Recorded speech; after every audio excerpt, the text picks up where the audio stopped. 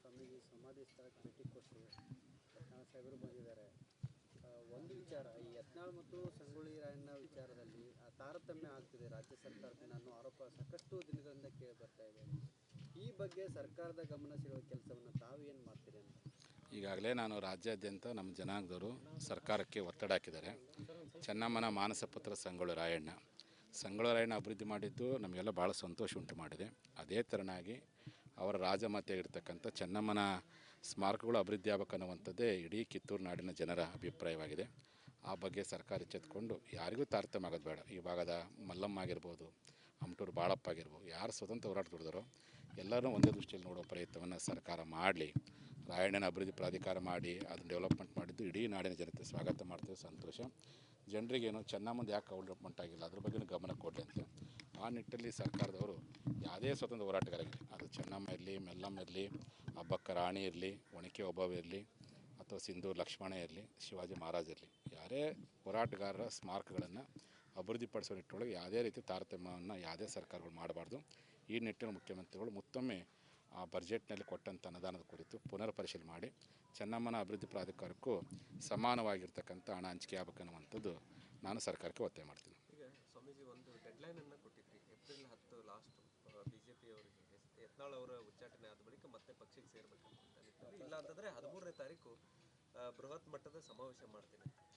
ಇಡೀ ನಾಡಿನ ಜನತೆ ಇವತ್ತು ಬಸವನಗೌಡರು ಉತ್ತರ ಕರ್ನಾಟಕ ಪರವಾಗಿ ಹೋರಾಟ ಮಾಡಿದ ಪರಿಣಾಮ, ನಮ್ಮ ಸಮುದಾಯ ಅಷ್ಟೇ ಅಲ್ಲ ಉಳಿದ ಅನೇಕ ಜನಾಂಗದವರ ಪರವಾಗಿ ಮೀಸಲಾತಿಗಾಗಿ ಹೋರಾಟ ಮಾಡಿದ ಪರಿಣಾಮ ಮತ್ತು ನಂಬಿರುವಂಥ ತತ್ವ ಸಿದ್ಧಾಂತಗಳು ಹಿಂದುತ್ವದ ಪರವಾಗಿ ಹೋರಾಟ ಮಾಡಿದ ಪರಿಣಾಮ ಇಡೀ ಕರ್ನಾಟಕ ಜನತೆ ಅವ್ರ ಪರವಾಗಿದೆ. ಆ ಕಾರಣಕ್ಕೋಸ್ಕರವಾಗಿ ನಮ್ಮ ಹೋರಾಟಕ್ಕೆ ದುಡಿದ ಪರಿಣಾಮ ಅವರ ಕಷ್ಟ ಕಾಲದಲ್ಲಿ ನಾವೆಲ್ಲ ಇರಬೇಕಾಗಿರೋದು ನಮ್ಮ ಕರ್ತವ್ಯ. ಅದು ನಮ್ಮ ಭಾರತೀಯ ಸಂಸ್ಕೃತಿ, ಗುರು ಸಂಸ್ಕೃತಿ. ಒಬ್ಬ ಶಿಷ್ಯನಿಗೆ, ಒಬ್ಬ ಭಕ್ತನಿಗೆ ಯಾರಾದರೂ ಕುತಂತ್ರದ ಮೂಲಕ ಅನ್ಯಾಯ ಮಾಡಿದರೆ, ಮೋಸದ ಮೂಲಕ ಅನ್ಯಾಯ ಮಾಡಿದರೆ ಅವ್ರ ಜೊತೆ ಇರುವಂಥದ್ದು ನಮ್ಮ ಸಂಸ್ಕೃತಿ. ಹಿಂದೆ ಯಡಿಯೂರಪ್ಪನವರು ಮುಖ್ಯಮಂತ್ರಿ ಕೆಳಗಿಳಿದ ಸಂದರ್ಭ ಆಗಿರ್ಬೋದು, ಅವರನ್ನು ಮುಖ್ಯಮಂತ್ರಿ ಮಾಡಿಸಿದ ಅನೇಕ ಮಠಾಧೀಶ ಅವ್ರ ಪರವಾಗಿ ಮಾತಾಡ್ತಿದ್ರು. ಸ್ವತಃ ಸಿದ್ಧಗಂಗೆ ಶ್ರೀಗಳವರು ಮಾತಾಡ್ತಿದ್ರು. ಉದ್ದೇಶ ಏನು? ಸಮುದಾಯದ ನಾಯಕರಿಗೆ ಅನ್ಯಾಯ ಆಗಬಾರ್ದು ಅಂತೇಳಿ. ಹಾಗಾಗಿ ನಾನು ನಮ್ಮ ಸಮುದಾಯದ ನಾಯಕನಿಗೆ ಅನ್ಯಾಯ ಆದಾಗ ನಾನು ಅವ್ರ ಪರ ನಿಲ್ಲೋದು ನನ್ನ ಕರ್ತವ್ಯ. ಗೌಡರು ಒಬ್ಬರೇ ಅಲ್ಲ, ಈ ನಾಡಿನೊಳಗೆ ಯಾರು ಮೀಸಲಾತಿ ಹೋರಾಟಕ್ಕೆ ದುಡ್ದಾರಲ್ಲ, ಅವನು ಯಾವುದೇ ಜಾತಿಯಲ್ಲಿ ಯಾವುದೇ ಪಕ್ಷದಲ್ಲಿ ಒಬ್ಬ ದನಕಾಯಿ ಹುಡುಗನ ಅನ್ಯಾಯ ಆದಾಗೋ ಅವ್ರ ಪರ ನಿಲ್ಲೋದು ನನ್ನ ಬದ್ಧತೆ. ಅದನ್ನು ಮಲೆಮಹದೇಶ್ವರ ಬೆಟ್ಟದಲ್ಲಿ ಪ್ರಮಾಣ ಮಾಡಿಬಿಟ್ಟಿದ್ದಾರೆ. ಆ ಪ್ರಕಾರವಾಗಿ ನಮ್ಮ ಸಮಾಜ ಮೀಸಲಾತಿ ಹೋರಾಟಕ್ಕೆ ತನು ಮನ ಧನದಿಂದ ನಿಸ್ವಾರ್ಥವಾಗಿ ಸರ್ಕಾರನ ಎದುರಾಕೊಂಡು ಒಳಗೂ ಮತ್ತು ಹೊರಗೂ ದುಡಿದಂತಹ ಬೆರಳೆಣಿಕೆ ವ್ಯಕ್ತಿಗಳಲ್ಲಿ ಅಗ್ರಗಣ್ಯರು ನಮ್ಮ ಬಸವನ ಪಾಟೀಲ್ ಯತ್ನಾಳ್ ಅವರು. ಹಾಗಾಗಿ ಅವ್ರ ಪರ ನಿಲ್ಲೋದು ನಾನಿಲ್ಲಾರ್ದ ಮತ್ತು ಇನ್ಯಾರಿಲ್ಲ ಸಾಧ್ಯ ಐತಿ. ಹಾಗಾಗಿ ಅನೇಕ ಪೂಜ್ಯರುಗಳು ಅವರಿಗೆ ಆಶೀರ್ವಾದ ಮಾಡಿದ್ದಾರೆ. ನಾನು ಗುರುಗಳಾಗಿ ನನ್ನ ಸಮಾಜದ ಬದ್ಧತೆ, ನನ್ನ ಕಮಿಟ್ಮೆಂಟ್ ಅದು.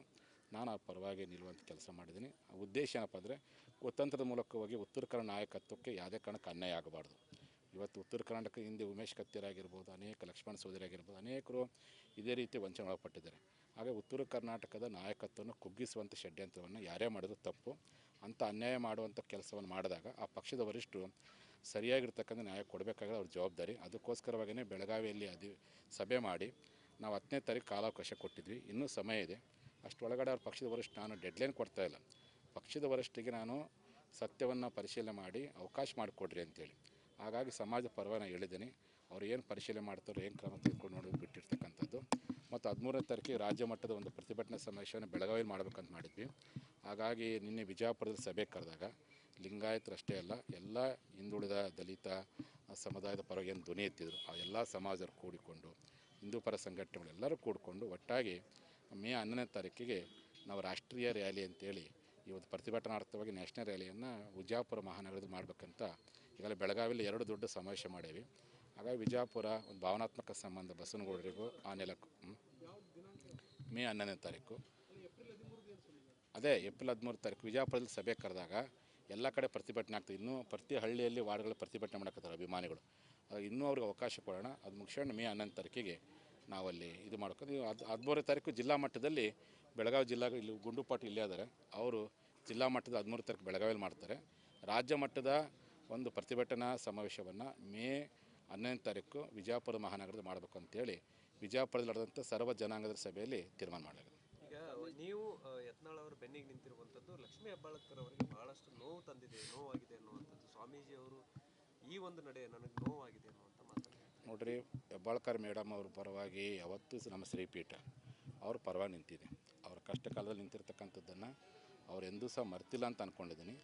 ಅವ್ರ ಕಷ್ಟ ಕಾಲ ನಿಂತಾಗ ಯಾವ ರೀತಿ ಗುರುಗಳ ಬಗ್ಗೆ ಸಂತೋಷ ಪಡ್ತಾರೋ, ಇನ್ನೊಬ್ಬರು ನಾಯಕರು ಅನ್ಯವಾದ ನಿಂತಾಗ ಅದೇ ರೀತಿ ಸಂತೋಷ ಪಡೋ ಪ್ರಯತ್ನ ಮಾಡಬೇಕು ಹೊರತು ಅಸಮಾಧಾನ ವ್ಯಕ್ತಪಡಿಸೋ ಪ್ರಯತ್ನವನ್ನು ಯಾರೂ ಸಹ ಮಾಡಬಾರ್ದು. ನಿಮಗೆಲ್ಲ ಗೊತ್ತಿದೆ, ಲಕ್ಷ್ಮೀ ಹೆಬ್ಬಾಳ್ಕರ್ ಪರ್ವ ಅವ್ರಿಗೇನೇ ಸಂದರ್ಭ ಬಂದಾಗ ಈ ಸಮಾಜ ಅವ್ರ ಜೊತೆ ಗಟ್ಟಿಯಾಗಿ ನಿಂತಿರ್ತಕ್ಕಂಥದ್ದು ಗೊತ್ತಿದೆ. ಅವರೊಬ್ಬರೇ ಅಲ್ಲ, ಹಿಂದೆ ವಿನಯ್ ಕುಲಕರ್ಣಿ ಅವ್ರಿಗೆ ವಿನಾಕಾರಣ ಅನ್ಯಾಯ ಆದಾಗ ಭಾಳ ಗಟ್ಟಿಯಾಗಿ ನಿಂತ್ಕೊಂಡಿದ್ದೀನಿ. ಏನು ಮಾತಾಡ್ತಾರಲ್ಲ ಯಾರ್ಯಾರು ಅವ್ರು ನೋಡಿ, ಕರ್ನಾಟಕದಲ್ಲಿ ಇಂಥವ್ರ ಪರವಾಗಿ ನಾವು ನಿಂತಿಲ್ಲ ತೋರಿಸ್ಕೊಡ್ರಿ. ನೀವು ಇಂಥವ್ರ ಪರವಾಗಿ ನೀವು ನಿಂತಿಲ್ಲ ಸ್ವಾಮೀಜಿ ಅಂತ ತೋರಿಸ್ಕೊಡ್ರಿ. ನಿಮ್ಮ ಊರಾಗಿನ ಒಬ್ಬ ಸಾಮಾನ್ಯ ನಗರಸಭೆ ಸದಸ್ಯನಿಗೆ ಅನ್ಯಾಯ ಆದಾಗ ನಾನು ಅವ್ರ ಪರ ನಿಂತೇನೆ. ಹಾಗಾಗಿ ನಿಲ್ಲುವಂಥದ್ದು ನನ್ನ ಕರ್ತವ್ಯ. ಅನ್ಯಾಯವಾದಾಗ ಒಬ್ಬ ವ್ಯಕ್ತಿ ಇರಲಿ, ಒಬ್ಬ ಶ್ರೀಸಾಮಾನ್ಯ ಇರಲಿ, ಅಥವಾ ಯಾವುದೇ ಬಡವಿರಲಿ, ಯಾವುದೇ ಸಮಾಜ ಇರಲಿ, ಅವ್ರ ಪರ ನಿಲ್ಲುವಂಥದ್ದು ನಾನು ನಂಬ್ಕೊಂಡು ಬಂದಿರತಕ್ಕಂಥ ಒಂದು ಸಿದ್ಧಾಂತ, ಅದನ್ನು ಶ್ರೀಪೀಠದ ಒಂದು ಪರಂಪರೆ. ಆ ಪರ ಮಾಡಿದ್ದೀನಿ. ಹಾಗಾಗಿ ಇವತ್ತು ಗೌಡರಿಗೆ ವಿನಾಕಾರಣ ಅನ್ಯಾಯ ಮಾಡೋಕ್ಕೆ ಅವ್ರ ಪರ ನಿಂತು ತಪ್ಪೇನೈತಿ? ಇವರಂಗೆ ನಿಸ್ವಾರ್ಥವಾಗಿ ಪ್ರಾಮಾಣಿಕವಾಗಿ ಅವ್ರ ಸರ್ಕಾರಗಳನ್ನ ಎದುರು ಹಾಕ್ಕೊಂಡು ಯಾರು ಹೋರಾಟ ಮಾಡಿದ್ದಾರೆ, ಯಾರು ಮಾತಾಡಿದ್ದಾರೆ? ಮತ್ತು ಅವ್ರ ಪರವಾಗಿ ನಾನಿಲ್ಲಾರ್ದೇ ಏನು ಕ್ರಿಶ್ಚಿಯನ್ ಫಾದರ್ಗಳು ಬಂದಿಲ್ಲಕ್ಕಾಗತ್ತಾ? ಅಥವಾ ಇಸ್ಲಾಂ ಧರ್ಮದ ಮೌಲ್ಯಗಳು ಬಂದಿಲ್ಲಕ್ಕಾಗತ್ತಾ? ನಾನು ಲಿಂಗಾಯತ ಸಮಾಜ ಗುರುಗಳಾಗಿ ನನ್ನ ಕರ್ತವ್ಯ, ನನ್ನ ಸಂಸ್ಕೃತಿ, ಗುರುವಿನ ಸಂಸ್ಕೃತಿ, ಅದು ಮೊದಲಿಂದ ನಮ್ಮ ಭಾರತೀಯ ಸಂಸ್ಕೃತಿ ಇರ್ತಕ್ಕ. ರಾಜನಿಗೆ ಅನ್ಯಾಯವಾದಾಗ ಗುರುಗಳು ಅವ್ರ ಪರ ನಿಂತಿರ್ತಕ್ಕ. ಹಿಂದೆ ಮಲಸರ್ಜ ದೇಸಾಯಿಗೆ ಅನ್ಯಾಯ ಆದಾಗ ಕಲ್ಮಠದ ಗರ್ಗದ ಮಡಿವಾಳೇಶ್ವರ ಗಟ್ಟಿಯಾಗಿ ನಿಂತ್ಕೊಂಡಿದ್ರು. ಅದು ನಮ್ಮ ಪರಂಪರೆ ಐತಿ. ಹಾಗಾಗಿ ನಾನು ಆ ಪರಂಪರೆ ಪ್ರಕಾರ ಮುಂದುವರ್ಸ್ಕೊಂಡು ಹೋಗ್ತಿದ್ದೀನಿ. ಈಗ ನಿಮ್ಮನ್ನ ಪೀಠದಿಂದ ತೆಗೆದಾಕ್ತೀವಿ, ನಾನು ಅದ್ರ ಬಗ್ಗೆ ಏನು ಮಾತಾಡ್ಕೋಗಲ್ಲ. ಹಂಗೆ ಮಾತಾಡಿದ ಅವ್ರನ್ನ ಬೆಳೆಸ್ದಂಗೆ ಆಕತಿ. ಈ ಸಮಾಜ, ಈ ಧರ್ಮ, ಈ ನಾಡಿನ ಜನತೆ ಯಾವತ್ತೂ ನಮ್ಮ ಪರವಾಗಿದ್ದಾರೆ, ಅಂದರೆ ಸತ್ಯದ ಪರವಾಗಿದ್ದಾರೆ. ಇದು ಸತ್ಯದ ಸಂಘರ್ಷದ ಕಾಲ.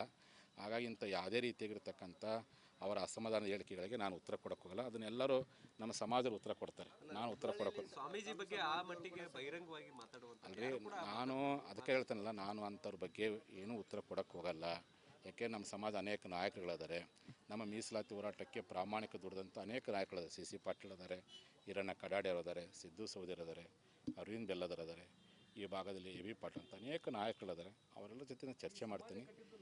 ದೊಡ್ಡ ಸಮಾಜ ನೋಡಿ, ದೊಡ್ಡ ಸಮಾಜ, ಎಲ್ಲರೂ ಕೂಡಿ ಕಟ್ಟಿರ್ತಕ್ಕಂಥ ಸಮಾಜ. ಅವ್ರಿಗೆ ಏನಾಗೈತಿ? ಹಾಂ, ಎಲ್ಲರೂ ಕೂಡಿ ಸಮಾಜ ಕಟ್ಟಿದ್ದಾರೆ. ಎಲ್ಲರೂ ಕೂಡಿ